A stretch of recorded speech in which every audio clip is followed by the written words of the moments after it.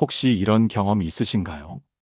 말투도 부드럽고 표정도 친절해서 괜히 마음이 놓이고 믿음이 생기죠. 어떤 사람은 내 앞에서는 누구보다 따뜻하고 다정하게 다가옵니다. 그런데 이상하게도 돌아선 그 사람의 뒷모습은 전혀 다른 분위기를 풍길 때가 있습니다. 마치 내가 알던 사람과는 전혀 다른 사람인 것처럼 싸늘하고 냉정한 기운이 느껴지는 순간 말입니다. 우리는 그 짧은 순간에 묘한 불안함을 느끼게 됩니다. 방금까지의 따뜻함은 무엇이었을까? 그게 진심이었을까? 아니면 방금 스쳐 지나간 그 차가움이 그 사람의 진짜 얼굴일까? 이런 의문들이 마음을 파고들기 시작하죠. 이런 양면적인 태도를 보이는 사람을 마주하면 사람은 단순히 서운한 정도가 아니라 깊은 혼란을 느끼게 됩니다. 나의 판단이 틀렸던 건 아닌가? 내가 잘못 본 것인가 하는 불안감이 밀려오고 결국 인간이란 존재가 본래 어떤 얼굴을 가지고 있는지 다시 생각하게 만들죠. 사실 누군가에게 느낀 따뜻함은 우리가 관계에서 의지하는 가장 중요한 안전지대 같은 것입니다. 그 안전지대가 갑자기 무너져 버리면 사람은 허공에 던져진 것처럼 마음이 흔들립니다.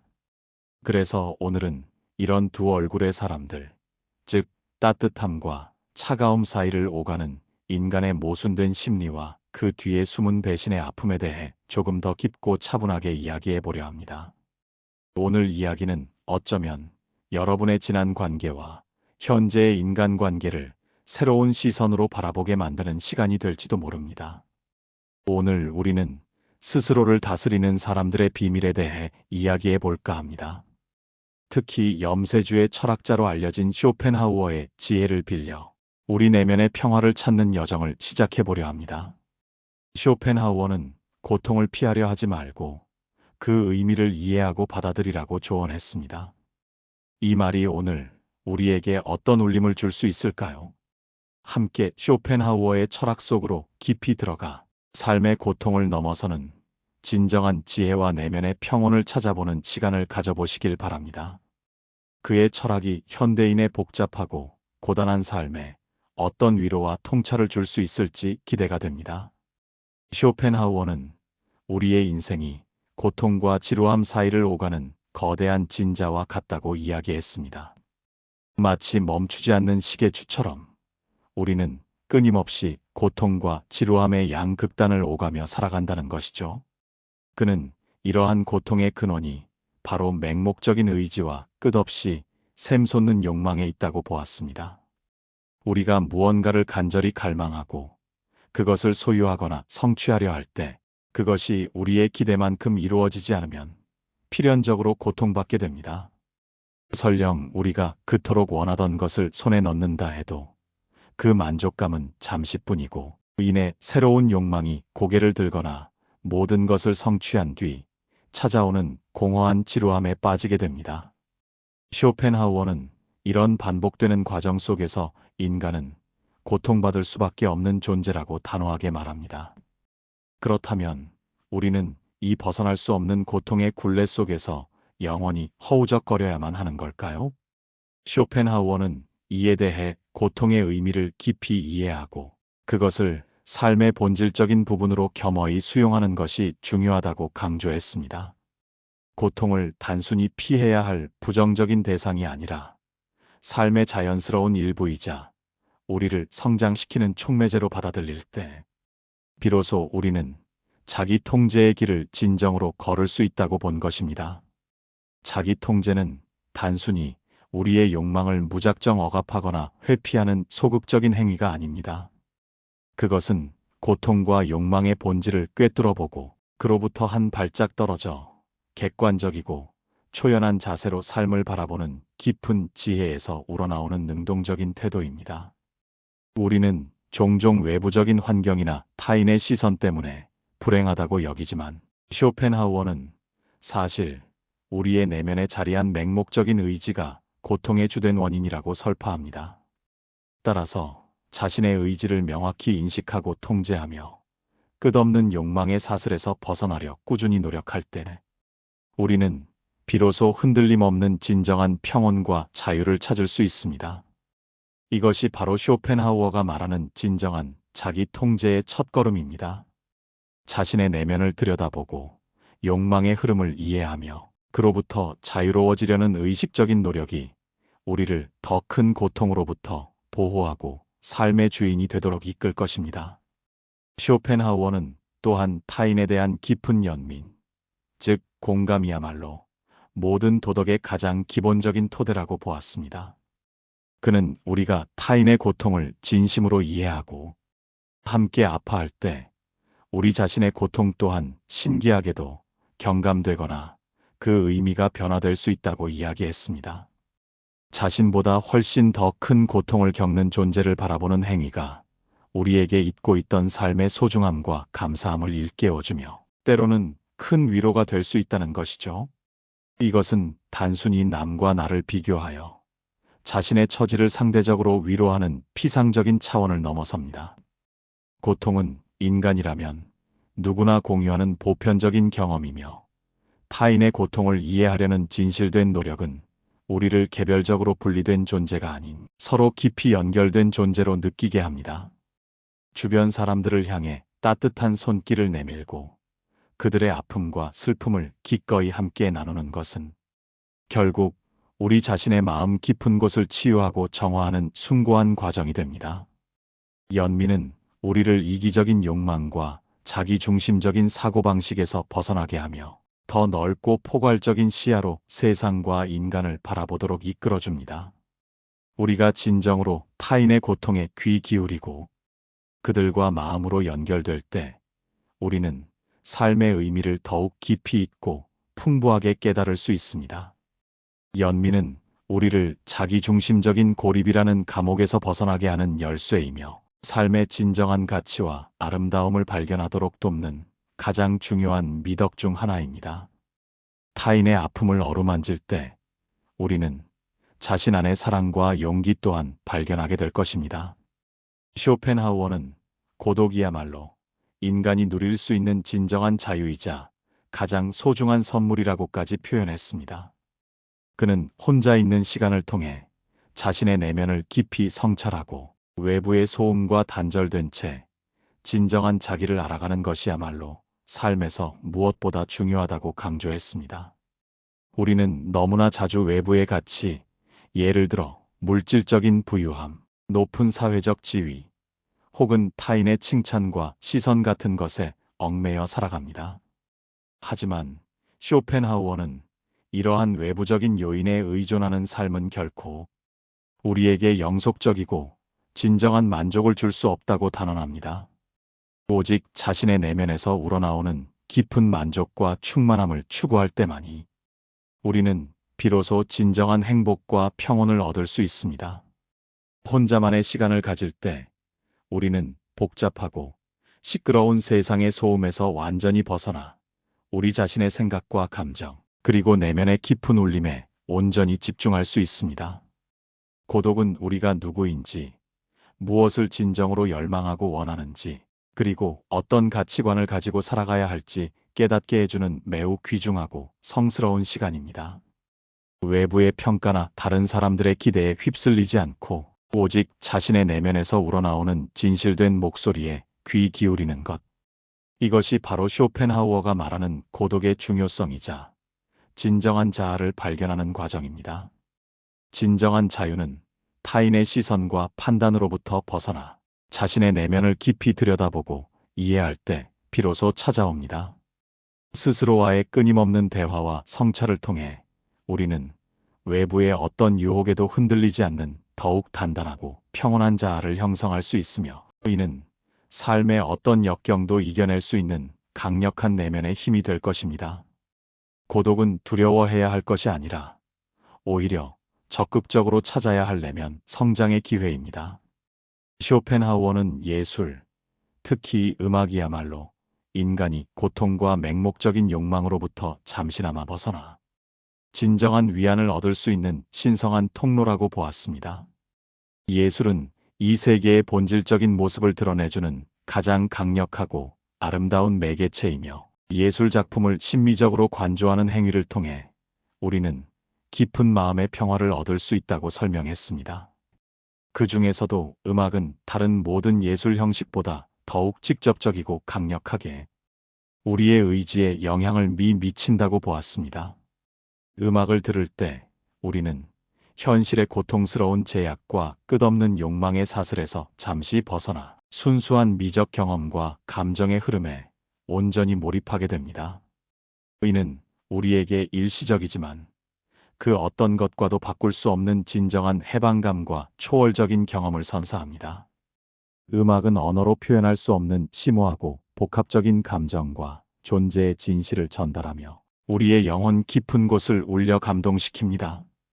예술은 단순히 삶의 고통스러운 현실을 잠시 잊게 하는 것을 넘어 그 고통 너머에 존재하는 아름다움과 조화, 그리고 삶의 숭고한 가치를 발견하게 해줍니다. 그림을 감상하거나 아름다운 시를 읽는 것도 마찬가지입니다. 예술 작품을 통해 우리는 개인적인 고통이나 상황을 초월하여 인류 보편의 감정과 지혜, 그리고 존재의 심오한 의미를 공유하게 됩니다. 바쁘고 정신없는 일상 속에서 잠시 멈춰서서 잔잔한 음악을 듣거나 아름다운 그림 한 점을 응시하는 시간을 가져보세요.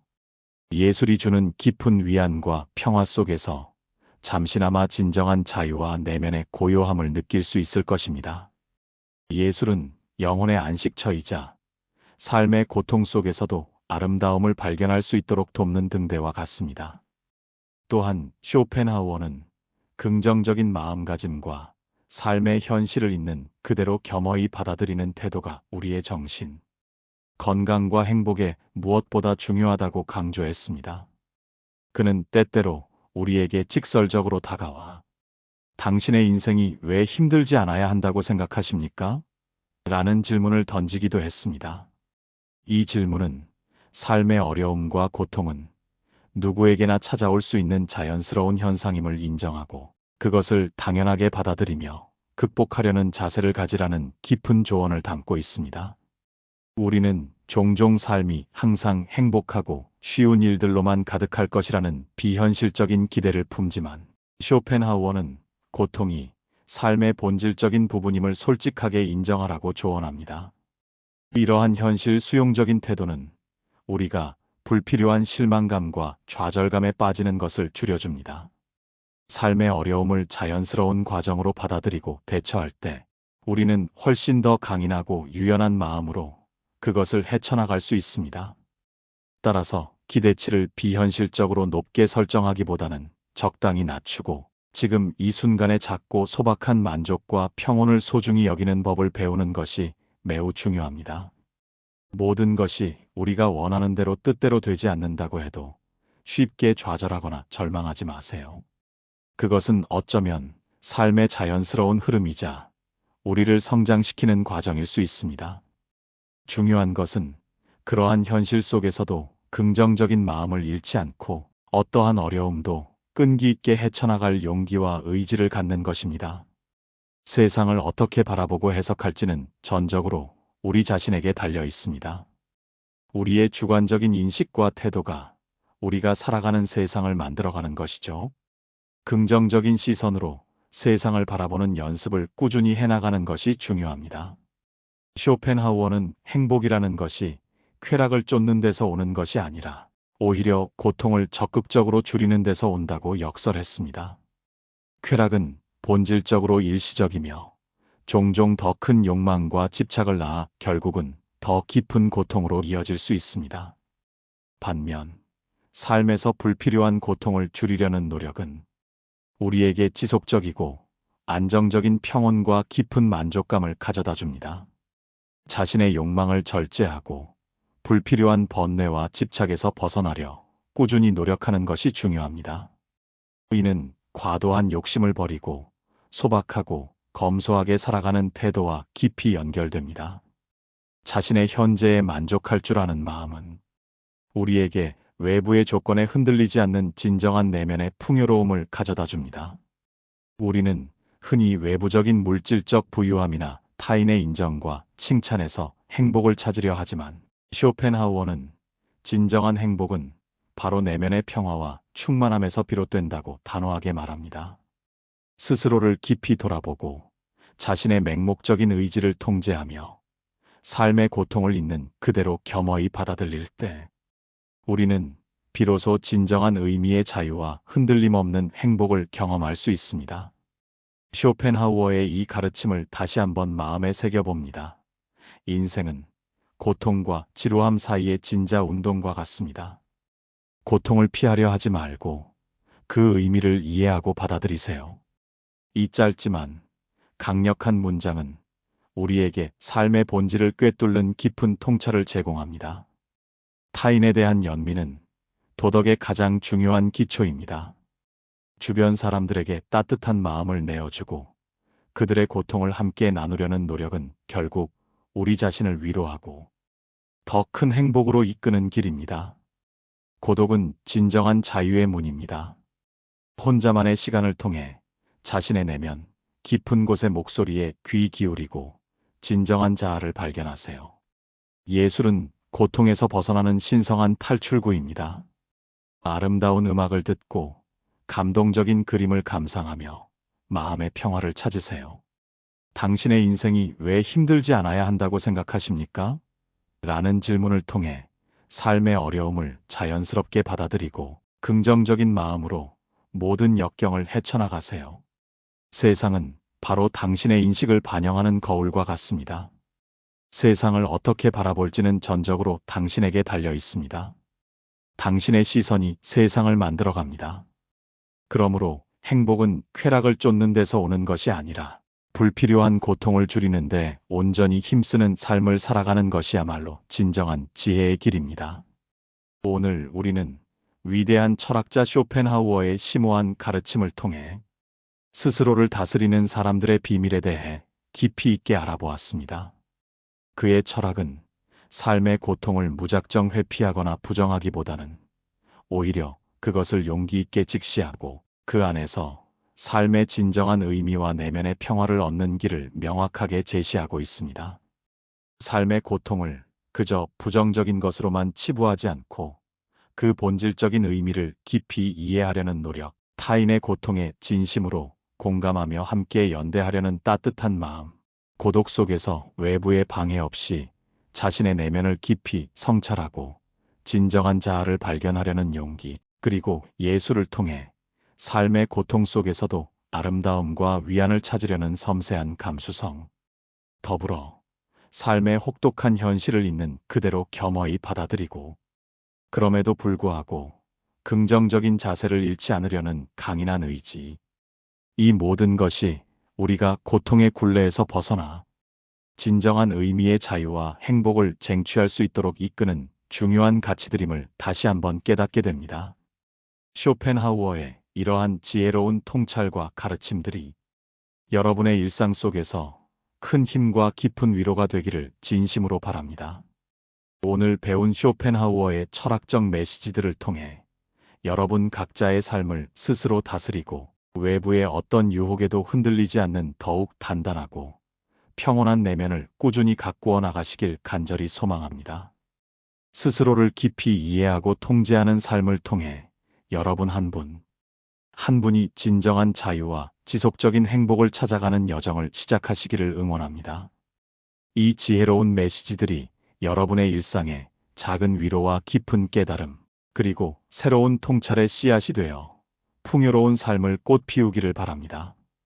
금빛 철학은 언제나 여러분의 행복한 삶과 지혜로운 선택을 뜨겁게 응원하며 다음에도 더 깊이 있는 철학 이야기로 찾아뵙겠습니다. 감사합니다.